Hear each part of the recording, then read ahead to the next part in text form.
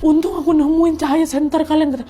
Oh alah, itulah kau, janganlah kau pergi tanpa pamit kayak gini. Untung ketemu kau, Wak. Kalau nggak habis kau di sini gitu. Aduh nggak tahu lagi aku. Tolong bantu aku nggak kuat. Kau tuh si Ajis itu rupanya kan, Wak. Nah nengok Ajis kepayan kayak gini, mereka lalu memberinya sebotol minum supaya si Ajisnya agak tenang ya kan. Dan setelah Ajis ini udah agak tenang, Wak, mereka pun langsung memboyong Ajis balik ke tenda. Nyampe di tenda, mereka bertujuh lah ini kan sama si Ajis, langsung disambut sama rombongan dengan raut wajah yang lega. Aluh pula, aduh akhirnya ketemu kok Jis dari mana kok, apalagi nengok si Ajis kayak gitu kan, makin panik lagi mereka. Udah ditenangin si Ajis, diganti bajunya, diistirahatkan bentar, di situ langsung disemprot sama si Indah, Wak.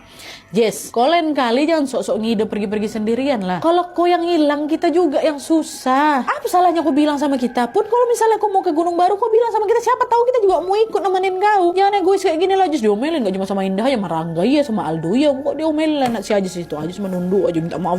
Iya weh, aku minta maaf ya, nggak lagi aku kayak gini, penasaran aku soalnya udah nyampe sini masa nggak Gunung Baru, kan bisa keluar aku kayak gitu lah. Udah minta maaf dia, situasi pun udah mulai agak tenang nih, agak membaik. Mereka pun balik lah itu ke tenda masing-masing untuk tidur sampai pagi tiba. Keesokan harinya sekitar jam 7, Wak, rombongan itu kembali lagi melanjutkan perjalanan untuk turun. Tapi gara-gara mungkin masih kesal sama kejadian si Ajis semalam ya kan, Wak, nggak ada satu orang pun yang mau sekelompok sama si Ajis, Wak, sama Ajis sama Naya, nggak ada yang mau. Jadi mereka waktu itu kepecah lagi jadi 5 kelompok, kan awalnya 3 nih. Jadi 5, 1, 2, 3 masih dipandu sama yang 3 pemandu tadi. Terus ada lagi muncul kelompok keempat nih, si Aldo pacarnya Wawa, Hilma, Rahmat sama Serena. Terus yang di kelompok kelima barulah itu si Naya sama si Ajis, Wak, jalan berdua. Tapi kelompok ini nggak yang berpisah-pisah kali sih, cuman berkelompok-kelompok gitulah jalan. Mereka berdua ditinggalin, bukan ditinggalin sih, jadi posisinya 1, 2, 3, 5, 4. Kelompok aku yang terakhir, Nat, kata si Aldo.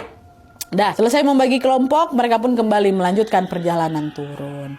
Nah, setelah beberapa jam berjalan, Wak, Ajis waktu itu bilang, guys, boleh berhenti dulu nggak? Perut aku sakit kali nih, aku nggak sanggup jalan gitu kan. Iya, Ajis lagi gitu kan. Tapi ya udah, karena mereka kasihan, mereka berhentilah bentar itu nungguin si Ajis sampai dia ngerasa udah agak enakan lagi. Nah, nggak lama setelah itu mereka lanjutkan perjalanan lagi tuh, Wak. Tapi kali ini yang ada di kelompok 4, yang itulah tadi si Aldo, Hilma, Rahmat sama Senara itu, kelompok 4 ini yang malah mengalami kejadian mistis yang ekstrim, Wak.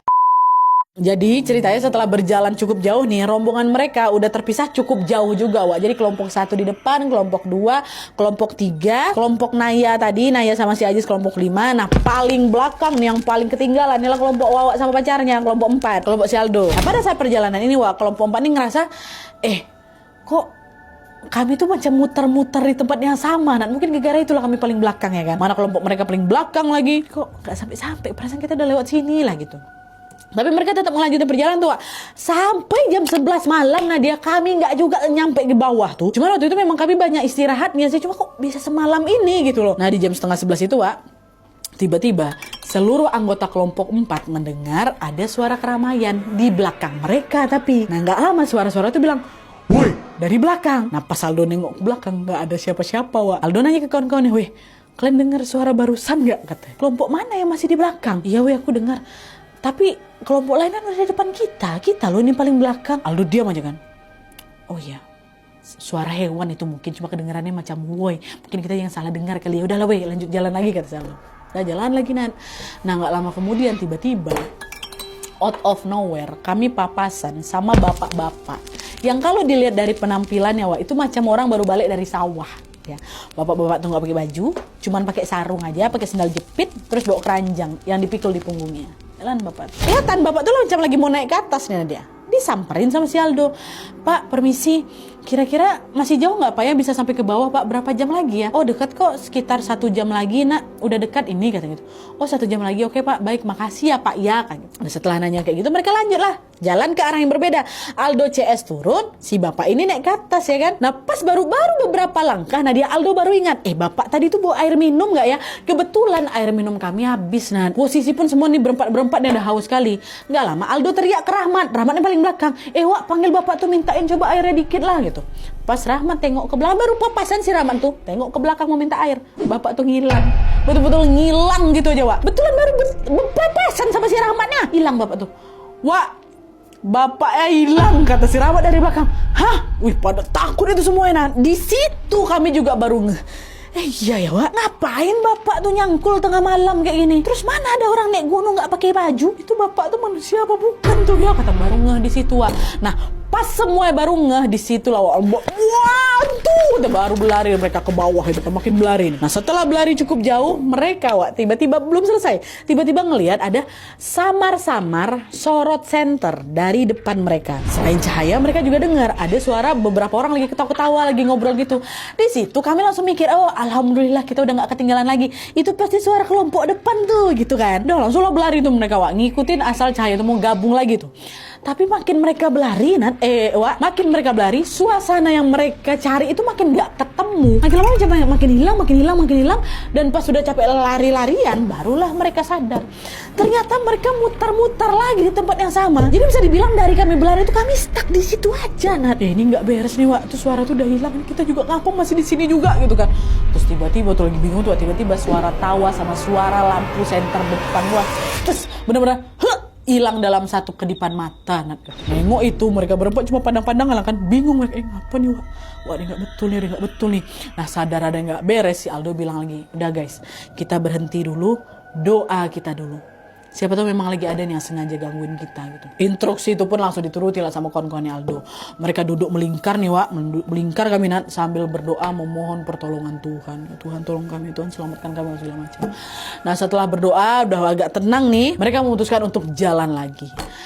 Gak berselang lama kemudian, Aldo CS ketemu sama kelompok 3. Kelompok yang diketuai sama Ilham. Lega lah, ketemu Ilham di depan gitu kan. Akhirnya barengan juga kita. Katakan, oh ya Wak, Ilham, aduh maaf ya kami telat, akhirnya ketemu kita ya. Aduh aku udah hopeless, udah kayak gitu lah Wak. Ngobrol nih siapa ini, si Aldo ke si Ilham. Waktu dia ngomong kayak itu, hening. Gak ada respon apapun dari Ilham dan juga kawan-kawan yang lainnya. Apa anak nih? Disenggol sama si Aldo kan. Woi, kata gitu. Disenggol tangannya. Pas tangan mereka bersentuhan, Wak, Aldo baru, apa ya? Dingin kali tangannya. Terus waktu disenggol tuh diam gitu loh Wak, kaku. Dan yang anehnya di sini Wak, ya kalau dingin udah aja lah dingin gitu ya. Waktu tangannya ini bersentuhan sama tangannya si Ilham Wak, tiba-tiba saking dinginnya mungkin tangannya Aldo ikutan macam beku, macam kesemutan, macam tangan kalian dimasukin freezer lama-lama. Itu yang dirasain. Ngapa nih gak bisa digerakkan tangan setelah nyentuh si Ilham itu? Belum sempat mencerna keanehan itu, Aldo tiba-tiba terperangah ketika dia dikejutkan dengan kemunculan sosok pocong yang badannya hitam, kain kafannya kusam, dia lagi goyang-goyang. Tapi dengan posisi tali pocongnya gak terikat, jadi tali pocongnya setengah. Astagfirullahaladzim. Dan sosok itu melotot ke arah si Aldo dan juga anak-anak lainnya. Hilma lihat. Astagfirullah. Kami berempat dinoing. Ilham itu berubah jadi pocong itu. Wah, astagfirullah. Mereka pejamin mata mereka. Ya Allah, astagfirullahaladzim.